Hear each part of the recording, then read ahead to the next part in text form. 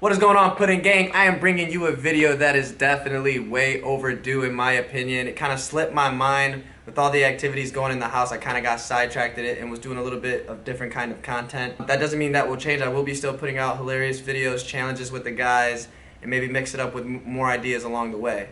But I am bringing you my first Q&A to the channel. You guys asked me questions.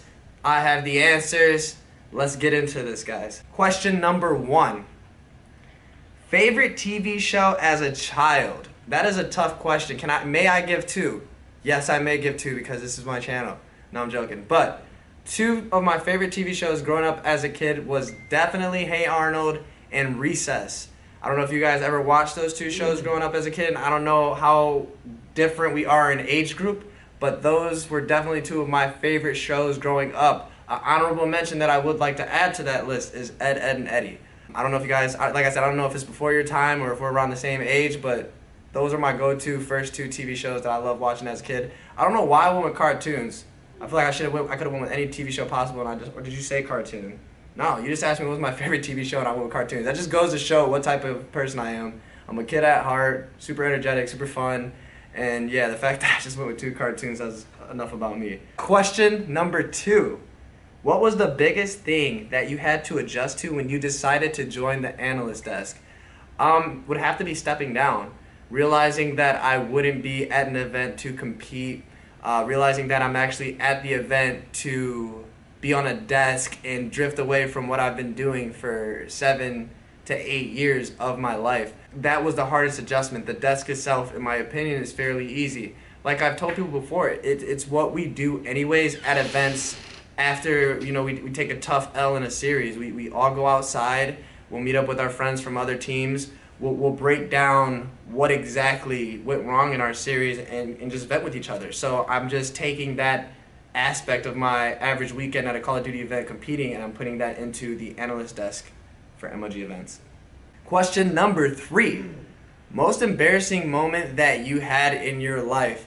I'm definitely clumsy. I don't get embarrassed easily, but I can tell you the most embarrassing thing that happened to me was at a sleepover when we were maybe around 12 or 13 years old.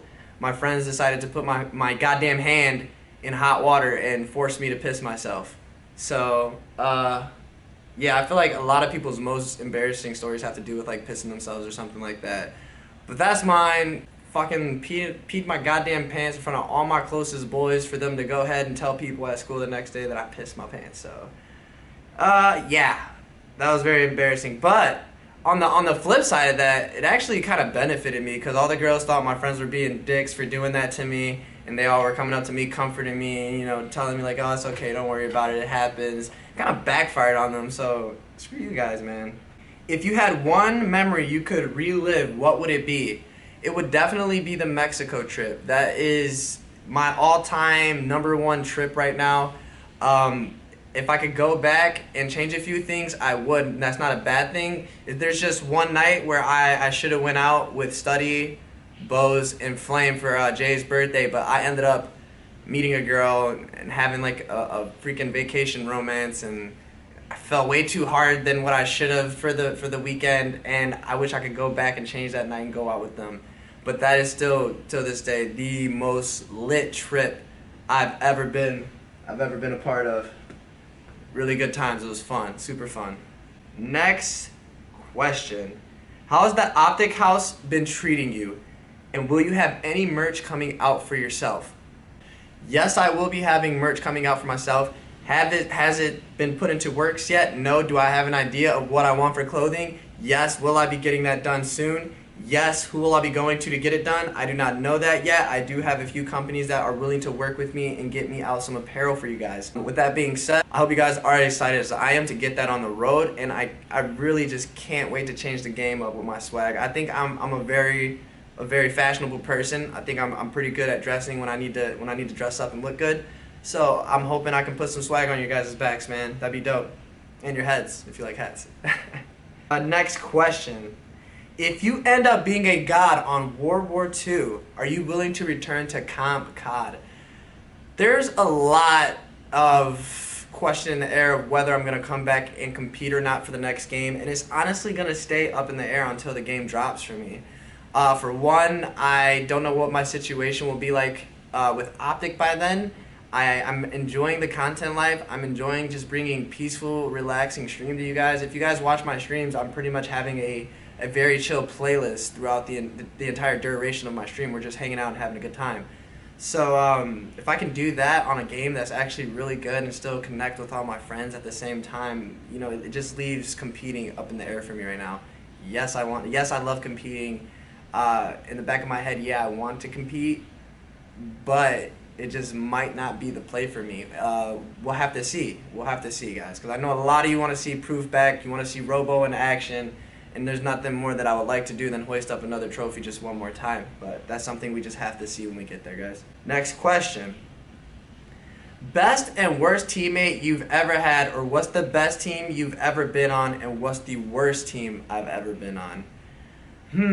I would say the best team I've ever been on is a toss-up between 2011 OpTic Gaming, which was me, Big Timer, Merc, and Scump, or not Scump, me, Merc, Big Timer, and JCap, and then my LVG squad, which was me, Scump, Aches, and TP. Those are my two best teams by far that I've ever been a part of. It was just unreal how easy everything just kind of came when we played. Like the W for Orlando with OpTic, I think we practiced 2 days before the event. Big Timer was away at his girlfriend's house at the time, you know, locked away in her closet, and she wasn't allowing him to scrim or practice for whatever reason. I don't even know. Well, you can tell that story. We got no practice. We got one goddamn day of practice to then go to Orlando and win. And then, of course, going into Providence, Will didn't get on 1 day before that event, because he was like, if I can do that with 1 day of practice, why do I even need to put in any effort for Providence, which we still got third at? So, Will, goddammit, if we would have practiced, we probably would have won. But you're the GOAT anyways, baby. I love you. All right, next question. Favorite music artist? This is a tough one. This is a tough one. I'm going to just say someone that I really, really, really like right now, but I feel this way about a lot of rappers. But Chance the Rapper has really been a rapper that has caught my attention, not only for what he does in the music industry, but what he does outside of it. If you read up about him, you'll see a lot of good stuff of what he's doing for our youth, and it's just, that's what matters to me. Like, that's important. So, I mean, you already have a lot of people probably telling you, Chance, if you probably won't even see this video, but man, thank you. Appreciate what you're doing. Next question. Blondes, brunettes, or redheads? That's a tough, that's like fuck, marry, kill. Like, you're making me choose between 3 different types of hairstyles right now. I don't know. That's a toss-up. I'd say least likely for me would be a redhead. Redhead is probably something I'd experiment with or something like that, you know? Just get it under the belt, be like, okay, I mess with a redhead. Blondes, I think I'm definitely a guy that goes after blondes more so than any other type of girl. And, you know, there's just always going to be a beautiful brunette that you just gotta admire and just say, oh, she's really gorgeous, and probably would break my heart. Next question.